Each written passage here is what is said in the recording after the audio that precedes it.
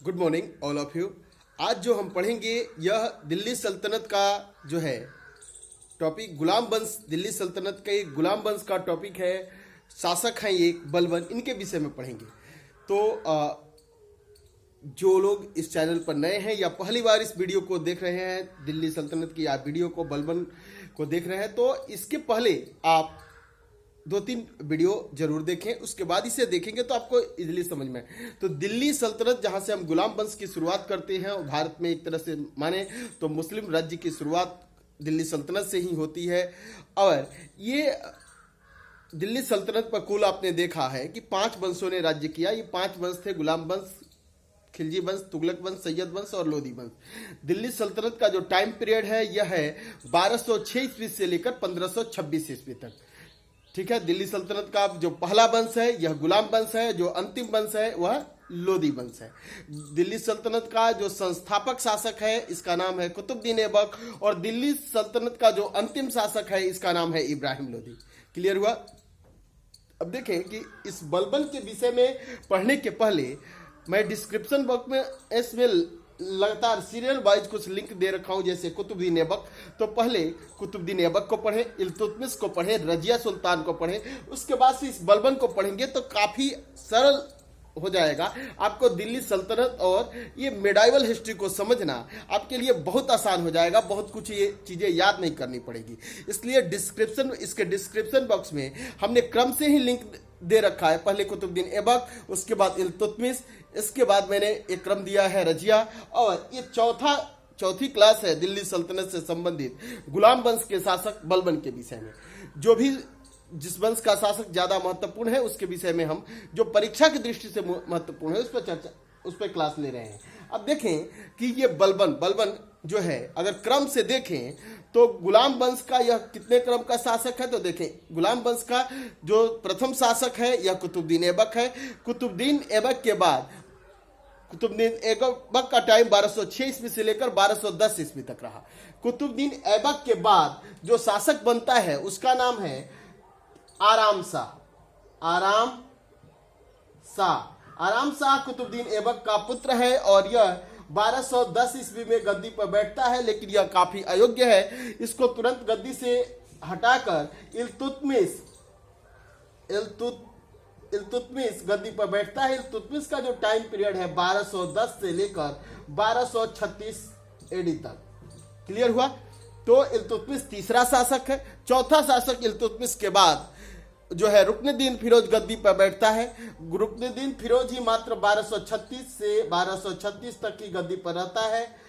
कुछ मंथों तक यह शासन करता है। रुकनुद्दीन फिरोज को गद्दी से हटाकर पुनः रजिया सुल्तान 1236 ईस्वी में दिल्ली सल्तनत की गद्दी पर बैठती है, और 1236 से लेकर 1240 ईस्वी तक रजिया सुल्तान दिल्ली सल्तनत की सुल्तान रहती हैं।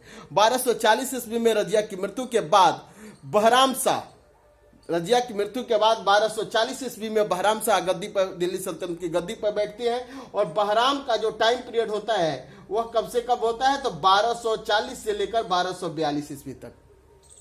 समझ में आया कि बहराम 5वें क्रम के शासक हैं। बहराम के बाद जो शासक होते हैं अलाउद्दीन मसूद शाह, ये 6ठे नंबर के गुलाम वंश के शासक हैं, और इनका जो टाइम है 1242 से लेकर 1246 ईस्वी तक अलाउद्दीन मसूद शाह का टाइम पीरियड है। अलाउद्दीन मसूद शाह के बाद 7वें नंबर पर दिल्ली सल्तनत के गुलाम वंश का 7वां शासक आता है 1246 ईस्वी में नसरुद्दीन महमूद जो है यह 1246 से लेकर 1266 तक गद्दी पर रहता है, और यह 8वां शासक है क्रम में। देखें, नसरुद्दीन महमूद के बाद बलबन दिल्ली सल्तनत का सुल्तान बनता है। कब बनता है? 1266 से लेकर 1286 ईस्वी तक बलबन दिल्ली सल्तनत का सुल्तान रहता है। क्लियर हुआ? बलबन किस वंश का है? गुलाम वंश का है। अब देखें कि बलबन गुलाम वंश का शासक है, और यह इल्बरी जाति का है। पिछली क्लासों में हमने बताया था कि गुलाम वंश के शासक, इसे गुलाम वंश इसलिए कहते हैं कि ज्यादा तक इस वंश के जो सुल्तान हुए वो कभी न किसी व्यक्ति के दास या गुलाम या स्लेव रहे हैं, इसलिए इस वंश को गुलाम वंश कहते हैं। तो अब देखें बलबन को बचपन में ही, थोड़ी सी बलबन की कहानी समझे कि इस बलबन को बचपन में ही मंगोल उठा ले गए थे और ले जाकर इसे दासों के मंडी में, बाजार में बेचा। और इसे जब ये दास इसे बेच रहे थे दास रूप में, तो इसका क्रय कौन करता है? तो इल्तुतमिश करता है। इल्तुतमिश इसे क्रय करके अपना दास बनाता है। क्लियर हुआ? तो यह बलबन भी किसका दास है? इल्तुतमिश का दास है। क्लियर हुआ? याद होगा कि कुतुबुद्दीन ऐबक जो दास था, गोरी का दास था। कुतुबुद्दीन ऐबक का दास इल्तुतमिश था और इल्तुतमिश का दास यह बलबन है। क्लियर हुआ? तो इसीलिए इस वंश को दास वंश या गुलाम वंश कहते हैं। अब बलबन काफी योग्य और कुशल व्यक्ति है। बलबन इलबरी जाति का है। किस जाति का है? यह इलबरी जाति का है। इसका मूल नाम बहाउद्दीन है। मूल नाम इसका क्या है? बचपन का इसका नाम है बहाउद्दीन। ठीक है। और एक उपाधि से मिलती है उलूग खां की। ध्यान देंगे, इसकी उपाधि है उलूग खां। यह उपाधि कौन देता है? तो सुल्तान नसरुद्दीन महमूद। सुल्तान नसरुद्दीन महमूद, याद होगा टाइम पीरियड इनका 1246 ईस्वी से लेकर 1266 ईस्वी तक यह दिल्ली का सुल्तान रहते हैं। और इनके काल में बलबन काफी शक्तिशाली हो जाता है और इन्होंने बलबन को एक उपाधि दी है उलूग खां। क्लियर हुआ? अब देखें कि बलबन की कुछ दो उपाधियां और हैं। बलबन अपने आप को नियाबत ए खुदाई और जिल्ले ए इलाही जिल्लाही कहता है। नियाबत ए खुदाई, दो उपाधियां हैं बलबन की, नियाबत ए खुदाई और जिल्ले ए जिल्लाही। नियाबत ए खुदाई का अर्थ होता है कि ईश्वर का प्रतिनिधि। कहता है बलबन कि मैं स्वयं ईश्वर का प्रतिनिधि हूं। क्लियर हुआ? तो यह ईश्वर का प्रतिनिधि बतलाता है, यानी नियाबत ए खुदाई कहता है अपने आप को, और जिल्ले ए इलाही यानी ईश्वर की छाया अपने आप को बतलाता है। तो समझ में आया कि बलबन के, पहले याद रखेंगे कि बलबन एक इलबरी जाति का व्यक्ति है। ठीक है। बचपन में इसे मंगोल उठा ले गए थे। यह इसे इल्तुतमिश खरीद कर लाता है। यह इल्तुतमिश का गुलाम है और लंबे समय तक यह इल्तुतमिश का गुलाम रहता है।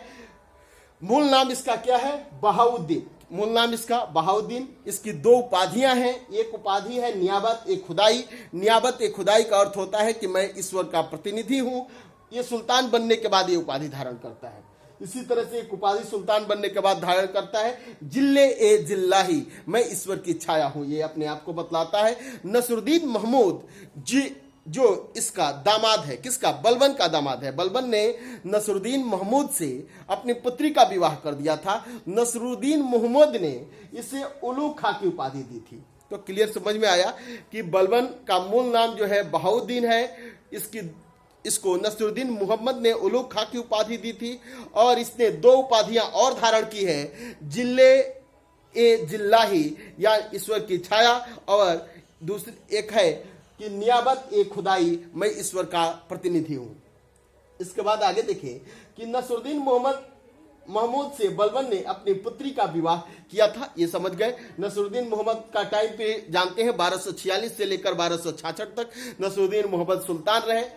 अब देखिए कि नसरुद्दीन मोहम्मद के काल में बलबन की ताकत काफी अधिक बढ़ गई। बलबन के विषय में समझें कि बलबन एक बहुत सामान्य सा व्यक्ति था, बहुत गरीब परिवार का व्यक्ति, जो कभी दासों के मंडियों में बिकने वाला व्यक्ति धीरे धीरे सल्तनत के सभी महत्वपूर्ण पदों पर रहा और देखते ही देखते वह इतनी तेज रफ्तार में दौड़ा कि सल्तनत का सबसे सर्वश्रेष्ठ पद प्राप्त करता है, स्वयं सुल्तान बन जाता है।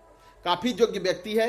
अब देखिए इल्तुतमिश के समय आपको बताया कि इल्तुतमिश ने इसे गुलाम, जब मंगोल इसे बेच रहे थे गुलामों की मंडी में, दासों की मंडी में, वहां से इल्तुतमिश खरीद कर लाया। इसकी योग्यता से प्रभावित हुआ और इसे अमीर वर्ग में शामिल कर दिया। इल्तुतमिश के समय में बलबन अमीर वर्ग में शामिल हो गया। क्लियर हुआ? किस अमीर वर्ग में शामिल हो गया बलबन, यानी दल ए चालीसा। याद होगा कि दल ए चालीसा 40 अमीरों का, या तुर्क के चहलगानी जिसे कहते हैं, 40 अमीरों का समूह था।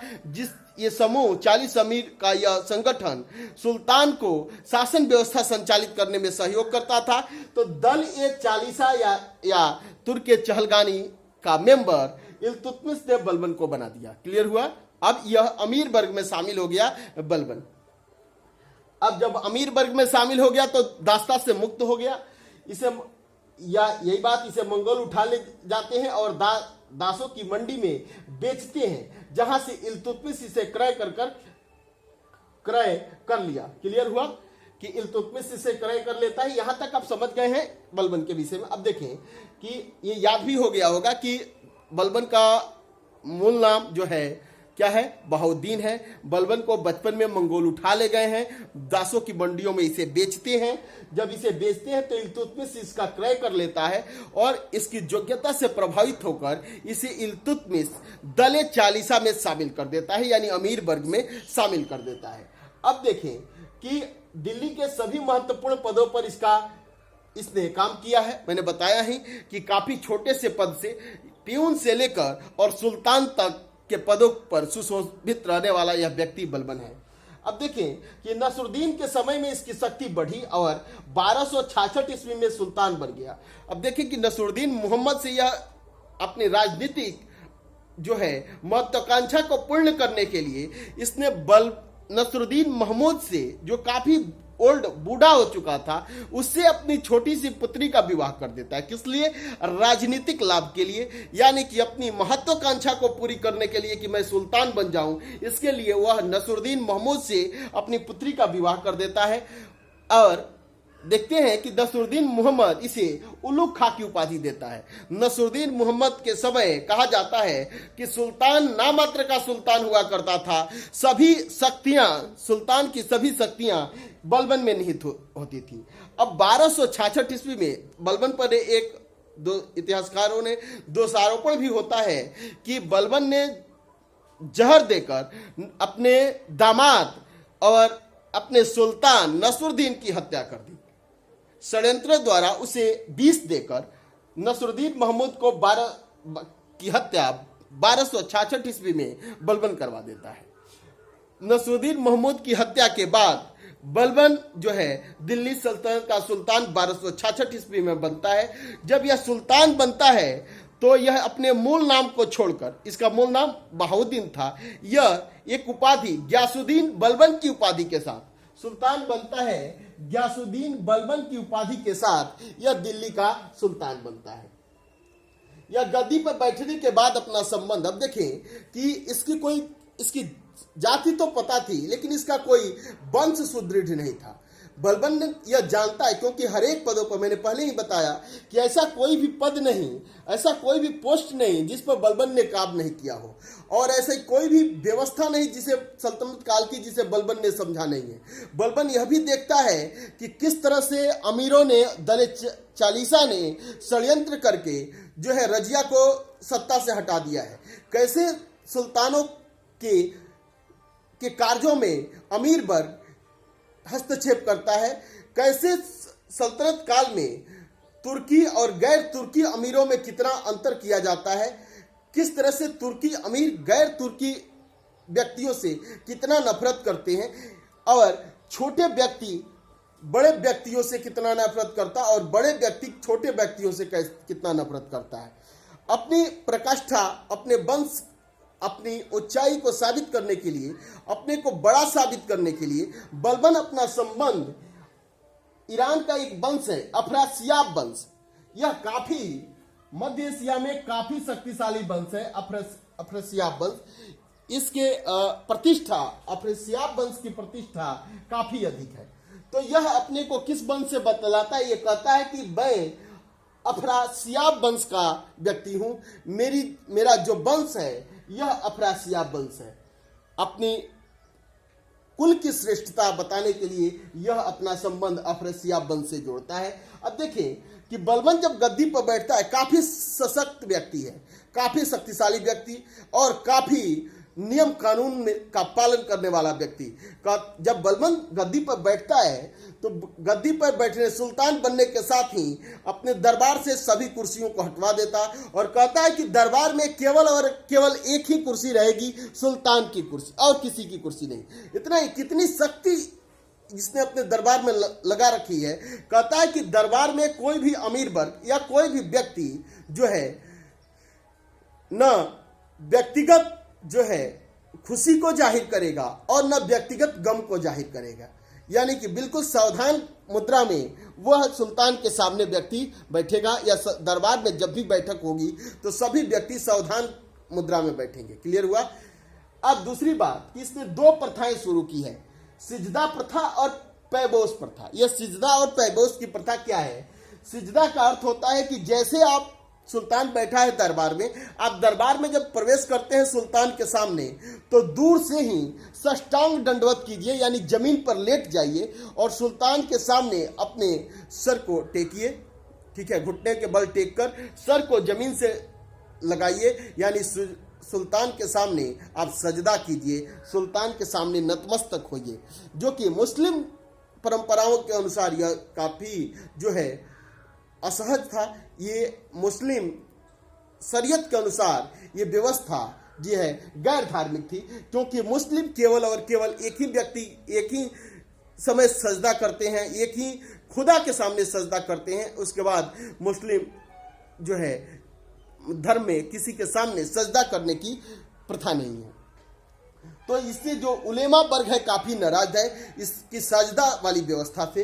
तो इसने सजदा व्यवस्था और पैबोस व्यवस्था, पैबोस का अर्थ होता है कि सजदा करिए, कहता है सुल्तान कि सजदा कीजिए, साष्टांग दंडवत कीजिए, उसके बाद से वहीं से जमी को चूमिए, ऐसा समझकर कि आप सुल्तान के पैरों को चूम रहे हैं। ये दोनों प्रथा गैर मुस्लिम धर्म की प्रथा है और मुस्लिम विरोधी प्रथा है। इस दोनों प्रथाओं को चलाने का श्रेय जो है बलबन को है। बलबन, अब देखिए दो उपाधियां आपने देखा कि यह क्या कहता है कि नियाबत एक खुदाई अपने को कहता है। आपने देखा था कि इल्तुतमिश ने मुस्लिम जगत का सुल्तान अपने को साबित करने के लिए खलीफा से खिल्लत प्राप्त किया था। याद है 1229 ईस्वी में खलीफा द्वारा खिल्लत प्रदान किया गया था इल्तुतमिश को, क्योंकि मुस्लिम रूल के अनुसार वास्तविक सुल्तान वही होता है जिसे खलीफा ने खिल्लत प्रदान किया हो। लेकिन यह क्या कहता है, यह गैर मुस्लिम दो परंपराएं शुरू करता है, सिजदा और पाबोस। अब समझे कि क्या गैर मुस्लिम परंपराओं को शुरू करने वाला यह सुल्तान क्या खिल्लत प्राप्त करेगा? नहीं, यह दैवीय सिद्धांतों का समर्थक है। कैसे सिद्धांतों का समर्थक है? यानी इसका मानना है कि खुदा ने हमें इस धरती पर सुल्तान बनाकर भेजा है। हम ये कहता है कि नियाबत एक खुदाई, ईश्वर का प्रतिनिधि हूं मैं। बलबन अपने आप को क्या कहता है कि मुझे किसी से खिल्लत प्राप्त करने की जरूरत नहीं है, मुझे तो स्वयं ईश्वर अल्लाह ने जो है नियाबत एक खुदाई बनाकर भेजा है। मैं खुद अल्लाह का प्रतिनिधि हूं और आप पर राज्य करने के लिए मैं आया हूं। दूसरा कहता है जिल्लाही, कहता है कि मैं ईश्वर की छाया हूं, ईश्वर का ही मैं हिस्सा हूं। यानी यह अपने को दैवीय सिद्धांतों का समर्थक मानता है और कहता है कि मैं ईश्वर की छाया हूं, ईश्वर का प्रतिनिधि हूं। क्लियर हुआ। अब देखिए एक और गैर दिल्ली सल्तनत के शासन व्यवस्थाओं में एक और सी नई प्रथा शुरू करता है, फारसी नववर्ष को मनाने की शुरुआत। फारसी नववर्ष को नौरोज कहते हैं। क्या कहते हैं? नौरोज। यह नौरोज उत्सव मनाने की शुरुआत करता है। तीन तरह की बातें याद रखें। आपसे यदि प्रश्न पूछता है कि नौरोज उत्सव मनाने की शुरुआत दिल्ली सल्तनत के किस सुल्तान ने शुरू की है, तो यह सुल्तान कौन सा है? बलबन। इसके बाद से यदि आपसे प्रश्न पूछता है कि सजदा और पाबोस की व्यवस्था दिल्ली सल्तनत का कौन सा सुल्तान शुरू करता है, तो सजदा और पाबोस की व्यवस्था बलबन करता है। फारसी के नौरोज वर्ष मनाना शुरू करता है और बलबन ने एक नीति लागू की थी, रक्त एवं लौह की नीति। कौन सी नीति है यह? रक्त एवं लौह की नीति शुरू की है। यानी कि यह तलवार के बल पर अपना शासन स्थापित करने का प्रयास करता है। तो इसीलिए इसने एक नीति लागू की थी, रक्त एवं लौह की नीति। तो आपसे प्रश्न पूछता है कि नौरोज प्रथा किसने शुरू की? बलबन ने। यह क्या है? तो फारसी नववर्ष है। इस उत्सव को मनाने की शुरुआत बलबन ने शुरू की है। सजदा और पाबोस की प्रथा किसने शुरू की है? बलबन ने शुरू की है। इसके बाद रक्त एवं लौह की नीति किसने लागू की? बलबन ने। राजत्व के किस सिद्धांत को मानता है? तो दैवीय सिद्धांत को, क्योंकि अपने आप को जिल्लाही कहता है, नियाबत खुदाई कहता है, मैं ईश्वर का प्रतिनिधि हूं, मैं ईश्वर की छाया हूं। तो यह दैवीय सिद्धांतों का समर्थक है। मंगोल आक्रमण से दिल्ली की रक्षा करने के लिए उत्तर पश्चिम के सीमांत क्षेत्रों में दुर्ग का निर्माण कराया। अब इसके समय मंगोल आक्रमण काफी तेजी से हो रहा है। मंगोल आक्रमण को से दिल्ली को बचाने में यह सफल रहता है। मंगोल आक्रमण की सामना करने के लिए भारत के उत्तर पश्चिम हिस्से से मंगोलों का आक्रमण हो रहा है, इसलिए उत्तर पश्चिम हिस्सों में 2 पंक्तियों में दुर्गों का निर्माण कराया है, बहुत सारे दुर्गों का निर्माण कराया है मंगोल आक्रमण से दिल्ली की रक्षा के लिए। अब देखें कि इसका एक बड़ा पुत्र है महमूद, जो इसका काफी प्रिय पुत्र है। मंगोल आक्रमण के समय महमूद सीमांत क्षेत्र में, यानी भारत के उत्तर पश्चिम सीमांत क्षेत्रों में मंगोलों से आक्रमण करते हुए दिल्ली सल्तनत की रक्षा करते हुए महमूद इस आक्रमण में मंगोलों द्वारा मारा जाता है। मंगोल, अब देखिए एक छोटी सी कहानी आपको समझाते हैं कि जब महमूद की हत्या हो जाती है तो इसकी सूचना लेकर गुप्तचर बलबंत से मिलने आते हैं और उस समय बलबंत दरबार में बैठा हुआ है। महमूद बलबंत का काफी करीब पुत्र है और दिल्ली सल्तनत का उत्तराधिकारी भी है, बलबंत का उत्तराधिकारी भी है। बलबंत को जैसे सूचना मिलती है महमूद मारा गया, कहा जाता है कि उतना प्रिय पुत्र के मरने के बावजूद भी वह अपने द्वारा बनाए गए दरबारी नियमों का पालन करता है और न रोता है और न हंसता है, बिल्कुल सावधान की मुद्रा में रहता है। इसके बाद कहा जाता है कि इस घटना के बाद जब बलबन अपने कक्ष में प्रवेश किया, उसके बाद से बाहर नहीं निकलता है। इसी सदमे में उसकी मृत्यु हो जाती है। अब देखें कि फारसी भाषा के कवि, विद्वान कवि अमीर खुसरो, याद रखें ये बहुत महत्वपूर्ण नाम है, अमीर खुसरो और अमीर हसन, ये दोनों विद्वान, ये दोनों कवि बलबन के समकालीन हैं, बलबन के दरबार में भी रहते थे। बलबन ने एक विभाग की स्थापना की है। यह विभाग है दीवान ए अर्ज, यह सैन्य विभाग है। यह विभाग सेना के देखरेखा खर्च के लिए, उनके वस्त्र के लिए आदि सैनिकों की व्यवस्था के लिए यह विभाग बलबन ने बनाया है। यह दीवाने अर्ज विभाग है, यानी सैन्य विभाग है। इसके बाद से एक बलबन का एक अभियान भी याद रखें, यह 1279 का अभियान है। 1279 में बलबन ने बंगाल के सूबेदार तुगरिल के खिलाफ एक अभियान किया था। तुगरिल जो है बलबन जिस समय सुल्तान है उस समय बंगाल का सूबेदार तुगरिल हुआ करता था। तुगरिल ने बलबन के खिलाफ विद्रोह कर दिया है और अपने को सुल्तान घोषित कर लिया है। बलबन 2 सैनिक अभियान भेजता है तुगरिल को समझाने और इस विद्रोह को दबा देने के लिए, लेकिन यह विद्रोह ये दोनों सैन्य अभियान दबा नहीं पाते।